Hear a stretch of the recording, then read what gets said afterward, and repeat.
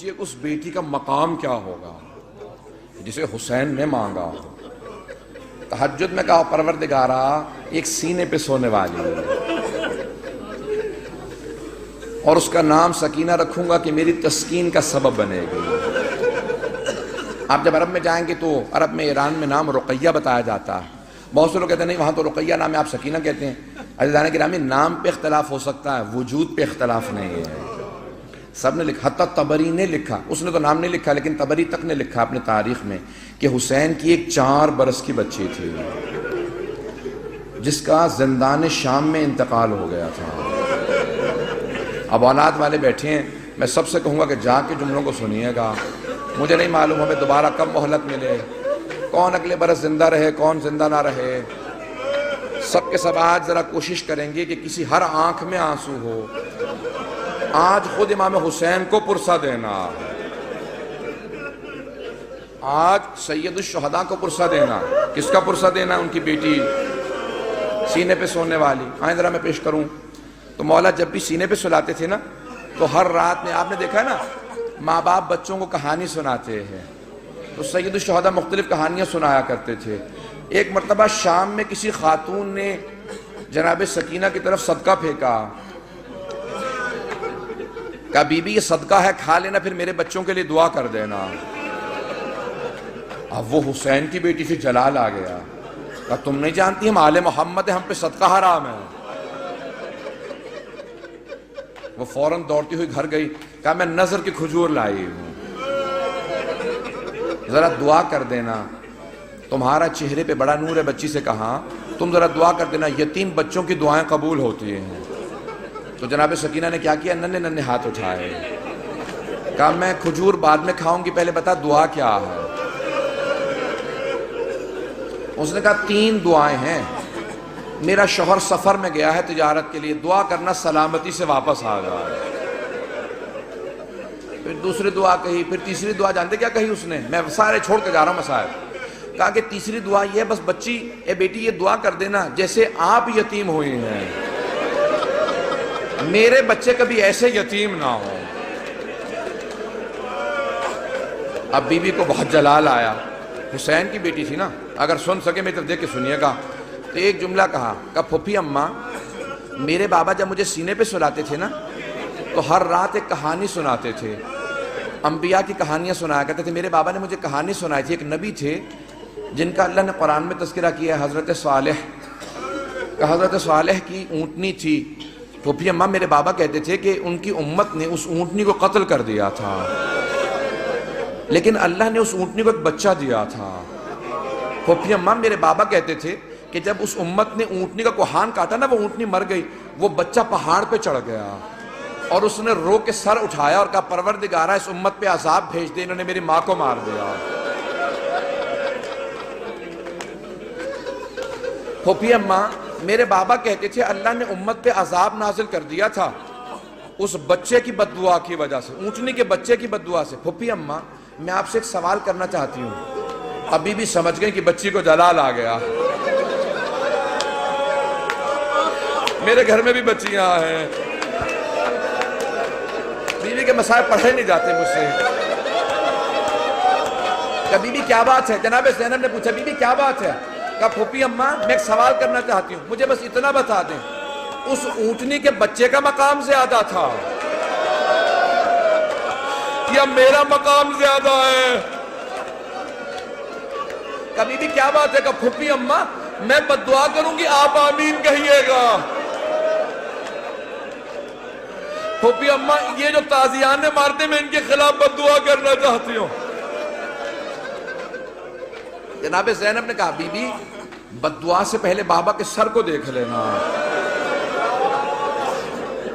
آپ کے بابا نے بد دعا نہیں کی۔ اب کیا کہا جناب سکینہ نے؟ اس بی بی سے اس خاتون سے کہا اپنی کھجوریں واپس لے جا، میں ویسے دعا کر دوں گی۔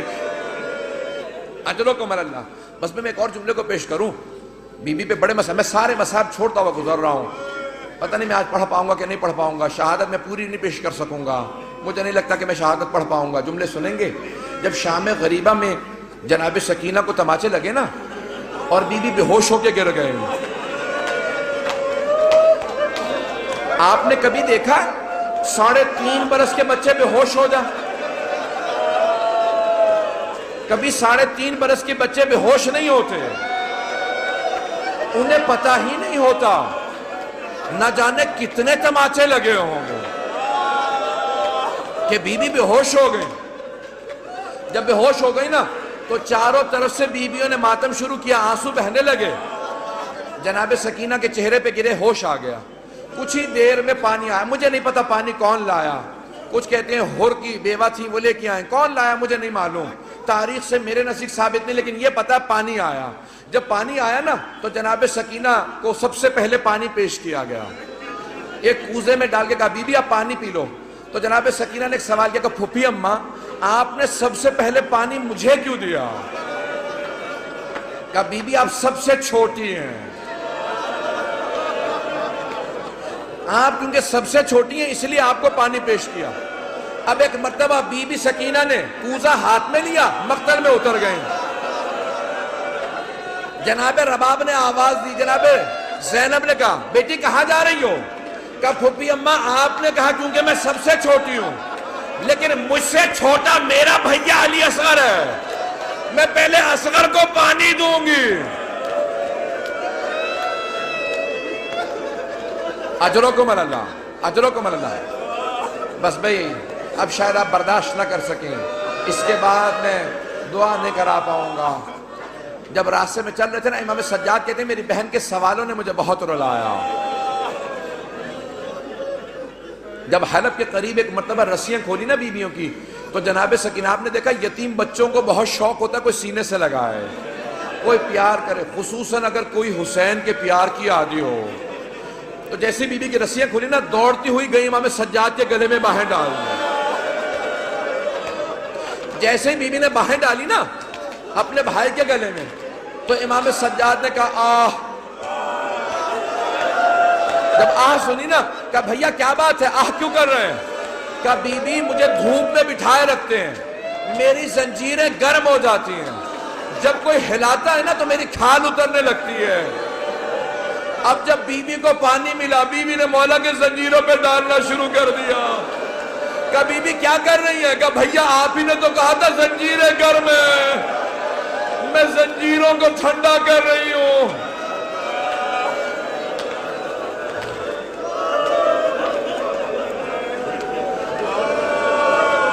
اجرکم اللہ، اجرکم اللہ۔ بی بی کی شہادت کی 3 روایات ہیں۔ میں بار بار شہادت کیوں کہہ رہا ہوں؟ جو طبیعی موت مرتا ہے نا اسے کہا جاتا ہے وفات، اور جو ظلم سے مرتا ہے اسے کہا جاتا ہے شہید۔ اب بی بی بھی تو بڑا ظلم ہوا تھا نا، اب لوگ برداشت نہیں کر پائیں گے۔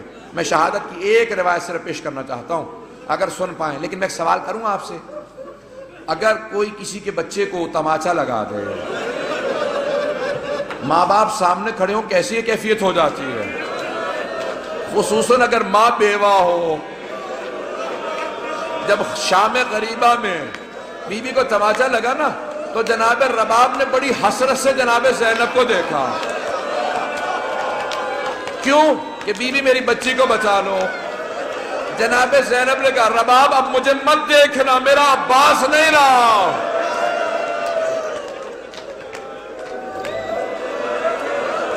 بس بھئی میں نے تمام کر دیا، میں تمام کر رہا ہوں، 5 سے 7 منٹ کی زحمت دوں گا آپ کو۔ بس بھئی سن لیجئے بی بی کی، میں شہادت کی 3 روایات ہیں، تینوں نہیں پیش کروں گا، میں یہاں پہ روک ایک جملے کو پیش کروں نا۔ اب سے تقریباً 100 برس پہلے سید محسن الامین العاملی نے اعیان الشیعہ میں لکھا، سید ابراہیم دمشقی بہت بڑے عالم دین تھے، ان کی 3 یا صرف 4 بیٹیاں ہی بیٹیاں تھیں، 68 برس کے تھے، 70 سے 2 کم۔ ان کی بڑی بیٹی نے کہا کہ بابا میں نے رات خواب میں دیکھا ہے بی بی سکینہ آئی ہے، کہتی میری قبر میں پانی آ گیا، اپنے بابا سے کہو کہ میری قبر سے پانی نکال دیں۔ تو فوراً سید ابراہیم دمشقی نے کہا کہ بیٹی خبردار اپنی بہنوں کو خواب نہ سنانا، انبیاء کی ائمہ کی قبروں کو کھودنا حرام ہے، ان کے بچوں کی بھی قبروں کو کھودنا حرام ہے، بیٹی اپنی بہنوں کو خواب نہ سنانا، کسی کو خواب نہ سنانا۔ دوسرے دن دوسری بیٹی نے کہا بابا میں نے اس طرح سے خواب دیکھا ہے، ایک چھوٹی سی بچی ہے، وہ میرے خواب میں کہہ رہی تھی اپنے بابا سے کہوں میری قبر میں پانی آ گیا۔ میری قبر کو تعمیر کی ضرورت ہے. کہا بیٹی اپنا خواب کسی کو مت سنانا. تیسرے دن تیسری بیٹی نے خواب میں دیکھا. یہاں تک کہ خود سید ابراہیم دمشقی کہتے ہیں میں نے خود خواب میں دیکھا ایک بچی نے کہا کہ سید میں نے تیری بیٹیوں کے ذریعے پیغام بھیجوایا تھا, تو نے ان کی بات کو نہیں مانا, میری قبر کی تعمیر کروا دے. اب سید ابراہیم دمشقی بہت بڑے عالم دین تھے, سارے دمشق کے علماء کو جمع کیا, کہا کہ اس طرح سے میں نے خواب دیکھا, کہ پھر آپ تعمیر کروائیں. مزدوروں کو جمع کیا, کہا کہ صرف قبر کو کھودنا. ایک مرتبہ ایک مزدور نے کہا مجھے کفن محسوس ہو رہا, کہا سب دور چلے جاؤ یہ سید زادی ہے. میں جس جملے کو پیش کرنا چاہ رہا ہوں, میں سارے مصائب نہیں پڑھوں گا. سید ابراہیم دمشقی کہتے ہیں کہ وہ جو روایت ہے نا کہ یزید نے غسالہ کو بھیجا تھا, کفن کا کپڑا بھیجا تھا, کہ اس روایت کو آئندہ نہ پڑھنا. میں کہہ گیا کہ وہ جو اہل سنت کی روایت ہے نا کہ یزید نے کہا غسالہ کو بھیج دو, کفن بھیج دو, حسین کی بچی کو غسل دے دے, کفن دے دیں, کہ اس روایت کو نہ پڑھنا. کہ میں نے کرتے میں لاشا دیکھا ہے, کہ میں نے کرتے میں دیکھا, کہ کانوں میں زخم تھے, کہ ہاتھوں میں نشان تھے رسیوں کے. اب بہت سے لوگ اٹھ کے چلے گئے, مجھے پرواہ نہیں ہے, میں 2 جملے پیش کروں گا. اب لوگ برداشت نہیں کر پا رہے, جملے پیش کروں. آیت اللہ اشتہاردی نے جو جملے لکھے ہیں, کہا ایک مرتبہ شام کے زندان میں بہت تاریکی تھی, رات کو جناب سکینہ نے خواب دیکھا, خواب میں اپنے بابا حسین کو دیکھا. ایک رو کے جملہ کہا بابا اب مجھے چھوڑ کے مت جانا, بابا شمر نے مجھے بڑے تماچے مارے, بابا میں مسلسل چچا عباس کو پکارتی رہی, میں نے بہت کہا امو میری مدد کو, بابا اب مجھے ساتھ لے جاؤ میں جینا نہیں چاہتی. اتنے میں بی بی کی آنکھ کھل گئی, فوراً آواز دی, کہا اماں میرے بابا بھی یہیں کھڑے تھے. کہاں ہے میرے بابا, مجھے لینے آئے تھے. سوگنامہ محمد میں آیت اللہ اشتہاردی کہتے ہیں ساری بیویاں رونے لگی. جب بی بی نے اپنا خواب سنایا نا, سب بیویاں بلند آواز سے رونے لگی. کہا ایک مرتبہ یزید نے آواز سنی, اٹھ گیا, کہا کیا بات ہے, یہ کیوں رو رہی ہیں, مجھے آرام کیوں نہیں کرنے دے رہے. کہا ایک بچی ہے بار بار کہتی مجھے اپنے بابا کے پاس جانا.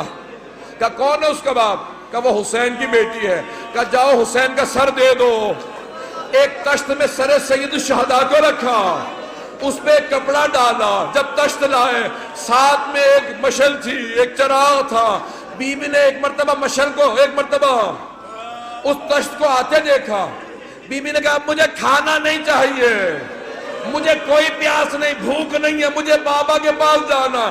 اس نے تشت سے کپڑا ہٹایا, بی بی نے بابا کے سر کو دیکھا, کہا بابا جب خیمے سے گئے تھے آپ کی رگیں کٹی ہوئی نہیں تھی, بابا میری محبت کا واسطہ میرے پاس آ جاؤ.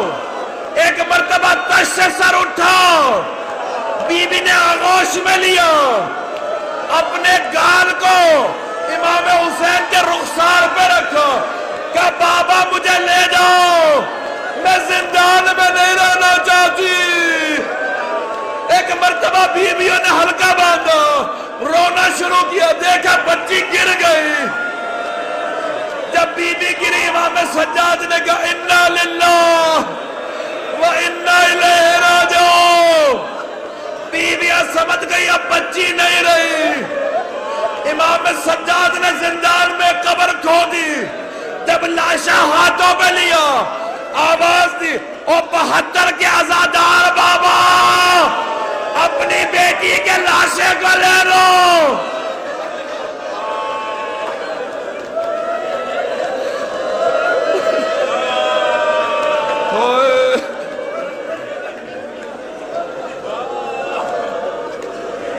الا لعنت اللہ علی القوم الظالمین.